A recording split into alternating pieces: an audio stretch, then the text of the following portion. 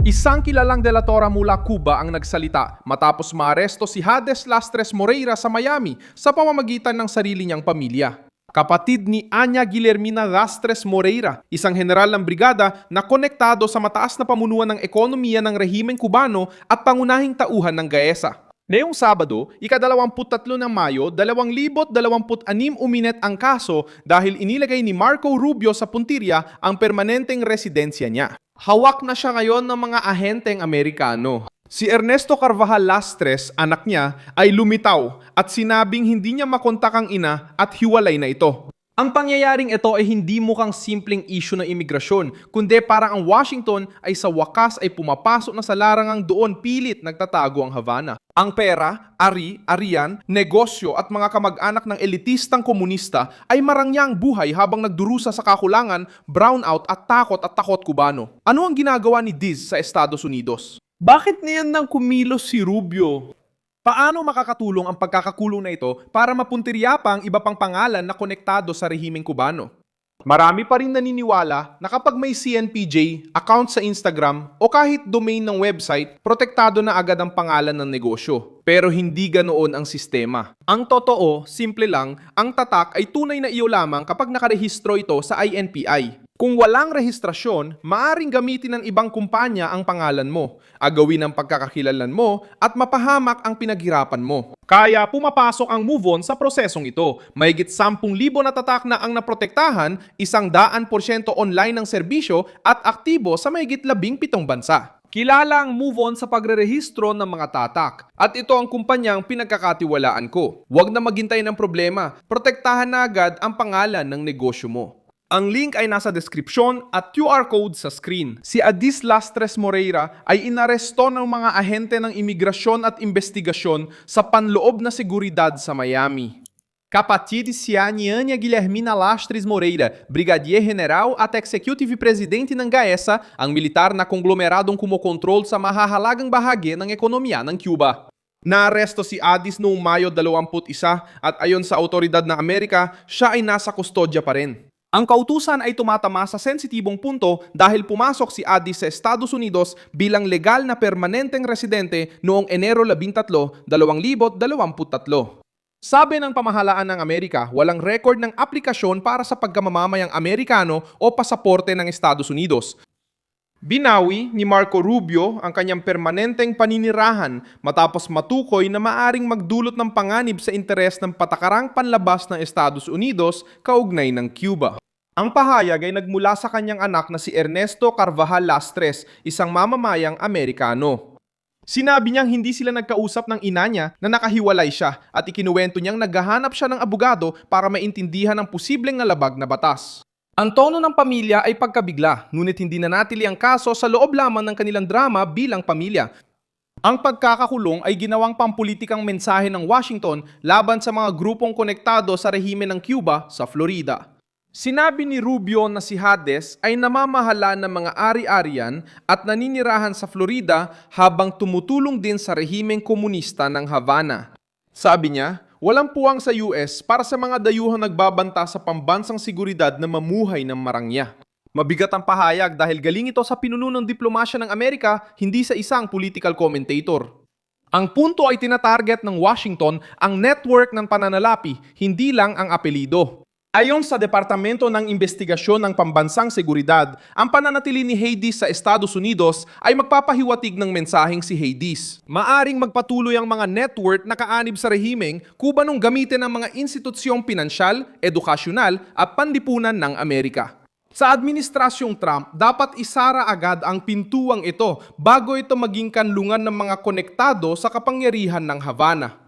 Mahalagang ugnayang pampamilya dahil si Anya Guillermina Lastres Moreira ay nasa mataas na posisyon sa estruktura ng Cuba. Siya ang pinuno ng GAESA, grupong konektado sa revolusyonaryong sandatahang lakas. Sa Cuba, may presensya sa turismo, bangko, remittance, tindahan, hotel, lohistika at kalakalan gamit matibay na pera. Inaakusahan ni Rubio ang konglomerado na parang estado sa loob ng estado, kinokonsentra ang yaman at pribilehiyo habang nagkukulang ng pagkain, gamot, gasolina at kuryente ang mga karaniwang Kubano. Lalo pang lumakas ang kaso dahil si Hades ay lumalabas na konektado sa mga negosyo sa real estate sa Florida. Ayon sa mga ulat, may mga record na nagpapakita ng koneksyon sa mga kumpanyang tulad ng Remas Investments LLC at Santa Helena Investments LLC na nakatuon sa mga investment sa real estate at pagbili at pagbebenta ng mga ari-arian. Bago umalis sa Cuba, namahala rin siya ng mga paupahan para sa turista sa Havana, kabilang ang mga apartment na inianunsyo sa mga platform ng panuluyan. Simple lang ang tanong ngayon sa kaso, mga pribadong negosyo lang ba ang mga kumpanyang ito o bahagi sila ng mas malaking sistemang konektado sa rehimeng Cubano? Iyan ang kailangang patunayan ng mga autoridad sa proseso. Ang pagiging kapatid ng isang makapangyarihang pinuno ay maaring hindi sapat para suportahan ng lahat. Ngunit umaasa ang White House at si Rubio na ang mga ebidensya tulad ng ugnayang pampamilya, ari-arian, negosyo at pagiging malapit sa elite ng ekonomiya ng Cuba ay magpapakita ng mas malaki. Ipinaliwanag ng abogadong pang-imigrasyon na maaring bawiin ng kalihim ng Estado ang permanenteng paninirahan. Kaya hindi lang karaniwang pagkakakulong ang kinakaharap ni Hades. Papasok siya sa legal at pampulitikang laban kung saan dapat patunayan ng pamahalaan ng Amerika kung bakit banta sa pambansang interes ang pananatili niya sa teritoryo ng Amerika. Sinisikap ng depensa ng pamilya ni Hades na ilarawan ng kaso bilang abuso sa kapangyarihan at kulang sa malinaw na paliwanag. Sabi ni Ernesto, nagtatrabaho siya, nagbabayad ng buwis at naniniwalang iginagalang ang mga institusyon sa bansa. Pero tinitingnan ng Washington ang insidente sa ibang paraan, hindi bilang isang problemang pampamilya ng isang pamilyang Cubano sa Miami, kundi bilang bahagi ng opensiba laban sa estrukturang nagpapanatili sa rehimeng Cubano. Agad siya nakulong matapos ipataw ng Amerika ang mga bagong sanksyon sa rehimeng militar ng Cuba at mga tagapamahalap ekonomiya nito. Noong simula ng Mayo, inanunsyo ng Departamento ng Estado ang mga hakbang laban sa mga taong konektado sa Geisa, kabilang si Ania Guillermina Lastres Moreira. Opisyal na layunin nito ang putulin ng akses sa ilegal na ari-arian at lagyan ng presyon ng elitang militar na ayon sa Washington ay nagpapayaman gamit ang estratehikong sektor habang naghihirap ang mamamayan.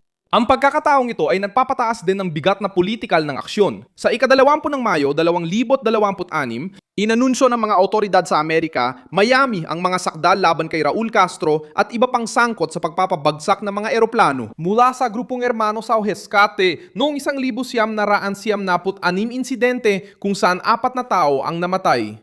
Kinabukasan, inaresto ang kapatid ng pinuno ng Gaesa. Para sa rehimeng Cubano, parang pag-iipit ito. Para kay Rubio, parang mensahe ito. Tapos na ang panahon na ang mga kaalyado ng sistemang Cubano ay malayang nakakagalaw habang lumulubog ang isla. Ang pagkakaiba ngayon ay ang presyon ay hindi na lang sa salita, kundi pumasok na sa personal, migrasyon at pinansyal na aspeto. Ginagamit ng White House ang insidenteng ito para suportahan ang tesis na ang krisis sa Cuba ay hindi dahil sa kakulangan ng pera. Ito ay pagkamkam ng pera ng elitang militar. Sinasabi ni Rubio na ang mga Cubano ay nakakaranas ng mga brownout at kakulangan, habang ang Gaesa ay nagkakabuo ng yaman, mga hotel, bangko, remittance at mga estratehikong negosyo.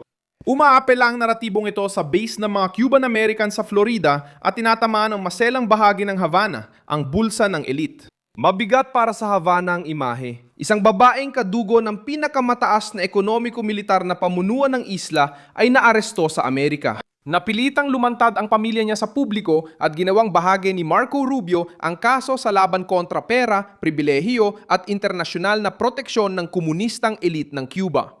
Ako si Milson Alves Gobal, internacionalista at layuni kong siguraduhin na araw-araw kang informadong gamit ang katotohanan. Nasa video description ng mga news link.